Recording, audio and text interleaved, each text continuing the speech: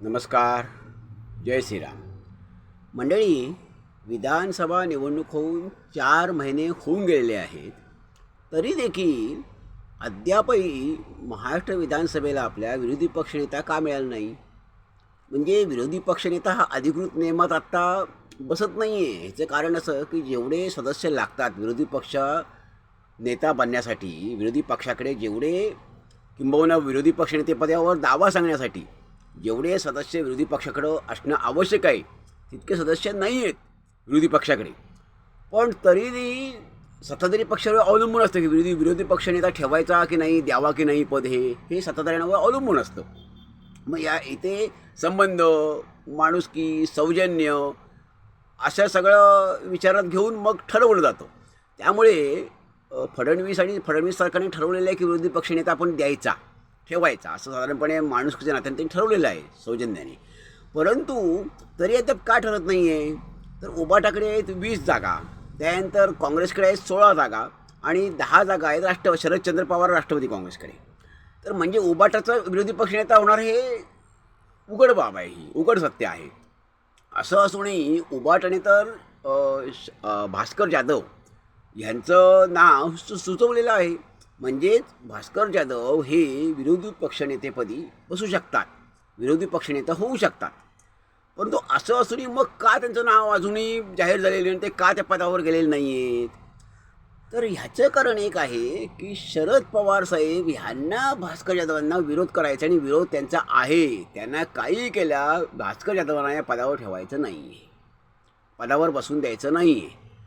ह्याचं कारण असं काय असावं म्हणून त्यांनी फडणवीसांना फोन करून सांगितलं की तुम्ही भास्कर जाधव सोडून कुणालाही विरोधी पक्षनेता करा उबाटातल्या. मग सुनील प्रभूंचंही नाव सुचवलं गेलं. मग फडणवीसांनी इकडे उबाटाकडे सुनील प्रभूंचं नाव सुचवलं. परंतु उबाटाचं म्हणणं असं निघालं की हा आमचा प्रश्न आहे, अंतर्गत प्रश्न कुणाला मी ठेवायचं तर. परंतु त्यांनाही माहीत नाही की हे सगळं शरद पवार साहेबच करत आहेत.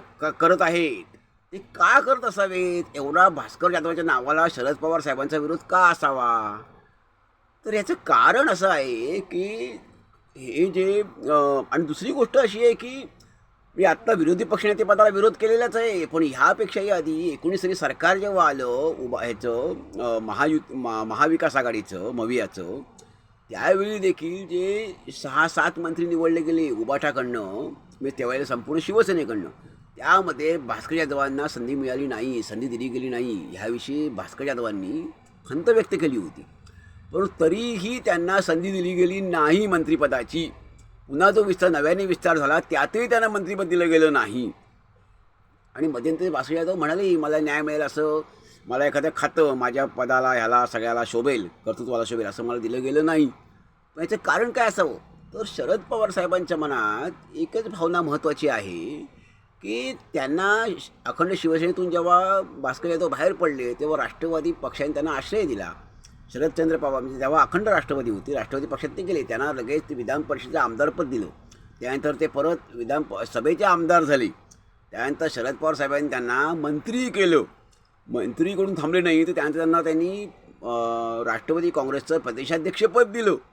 आता एवढं सगळं देऊनही मनुष्य नाराज का? आणि आपला पक्ष सोडून जातो असा मनुष्य एवढं सगळं देऊनही मग न दिलेल्यांचं काय? ज्याला काहीच मिळालं नाही त्याने काय करायचं? त्या निष्ठेने का राहावं?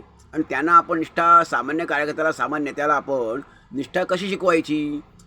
तर म्हणून शरद पवार साहेबांच्या मनात अशी भावना आहे, त्यांना एक राग आहे, मनामध्ये खंत आहे की एवढं सगळं देऊनही हे पक्ष सोडून गेलेले आहेत.